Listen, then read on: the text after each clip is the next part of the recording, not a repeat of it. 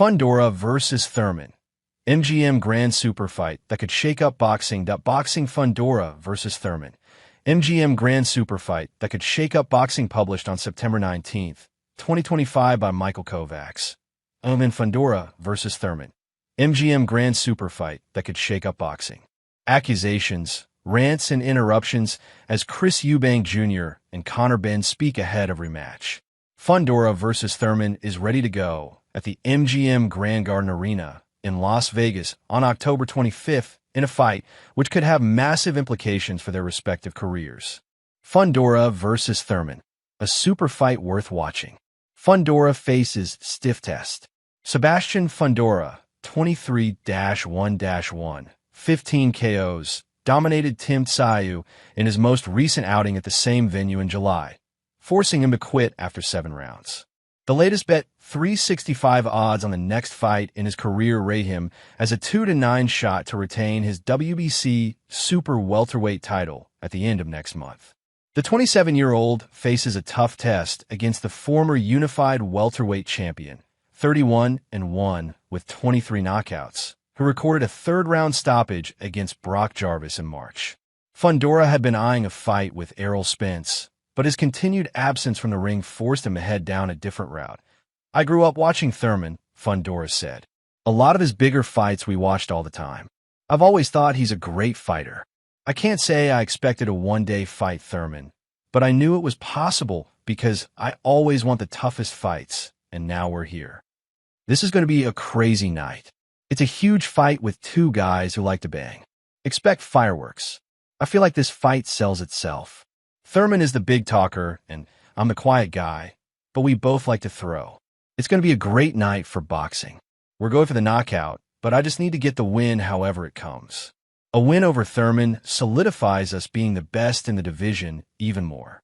Thurman enters the bout with point to prove.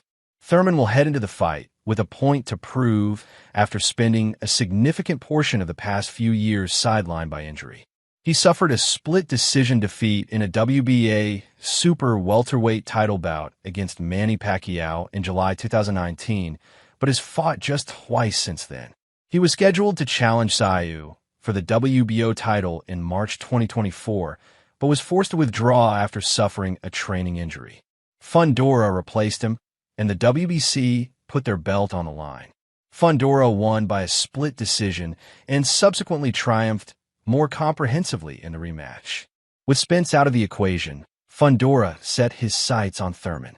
Despite his lack of activity in recent years, Thurman remains hungry to prove he has what it takes to climb back to the top of the tree in the super welterweight division. Fundora was never really on my radar, but he's proven himself to be a tough champion with only one loss, just like me, Thurman said. "Every time he steps in the ring, he grows, and I know this isn't an easy fight for anyone in the division, but I didn't come this far to shy away from Everest, or in this case, MT Fundora. On October 25th, at the MGM Grand Garden Arena, I'm climbing that mountain. This is how history is made.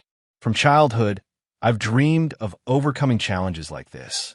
Call it David versus Goliath, but remember, I'm Keith one-time Thurman.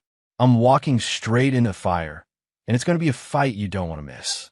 With bookmakers rating Thurman as a 3-1 shot to beat Fundora, it's as clear that he will have to scale considerable heights to regain the world title.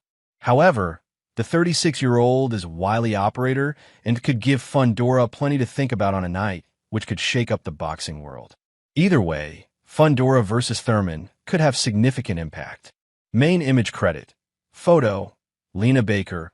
Premier boxing champions boxing Tiara Brown wears the crown, but stays on the grind thanks to her accomplishments as an amateur, winning 3 national titles, a gold medal at the 2012 IBA Women's World Championships, and a bronze medal in a return to the World Championships in 2014. Brown understood how to handle the travel and compete on an international stage far from home. "You know, I traveled the world. When I was on Team USA, I was #1 in the world. I won the gold in 2012 in China, and I went to so many different countries.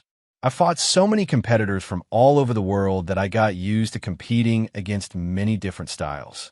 I got used to going into the lion's den, you know. I got used to going into countries that didn't really that weren't too kind to the Americans, you know? And I got used to winning the gold in those same places, said Brown. She'll see more familiar faces in the seats on Saturday. I have a lot of supporters that are going to be there, and I'm so excited, so happy to give the fans the show that I'm going to give them on Saturday, said Brown. Tiara Brown, from prospect to KO artist with a 58% knockout ratio fighting 2-minute rounds. Brown is an exciting performer and knockout artist, putting herself in a select group with names like Gabriella Fundora, Amanda Serrano, Savannah Marshall, and Shadeja Green. Not to brag, but New York Fights featured Brown in our Prospect Watch column in 2018. In Nicholson, she faced someone known for her technical skills. Knowing this, Brown pressed the action from the opening bell. It was the right game plan. I watched Guy for a very long time, and I knew exactly how she fought. She's fought the same way since she was in the amateurs, and she didn't really change her style, explained Brown. So we knew that we were going to bring as much pressure as possible. I knew that I had to shorten the distance quickly and be aggressive throughout the entire fight. Brown didn't knock out Nicholson, but she was able to batter her, control the ring, and neutralize her solid defensive skills. Leila Ali passes the baton to Tiara Brown. It only seems fitting that Brown was presented her WBC world title belt by Hall of Fame champion Leila Ali, who holds the modern record for knockout percentage among women. 21 knockouts in 24 fights, for an 87.5% knockout ratio. It was a magical moment, symbolizing years of hard work to achieve this dream.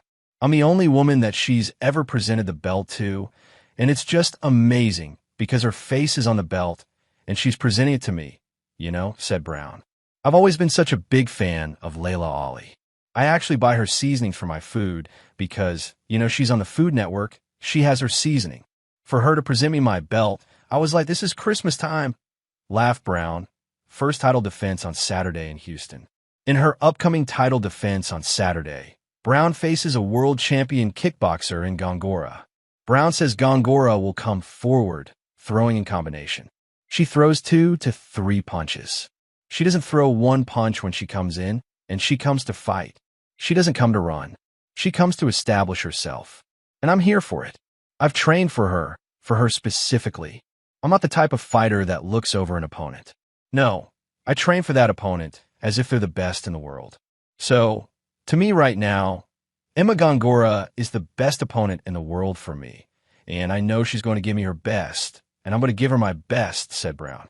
Brown has been putting in her training time at Hillcrest Boxing in Maryland with trainers Juan Lopez and Ernesto Rodriguez, just outside Washington, D.C., where Brown spent 5 years as a Metro D.C. police officer.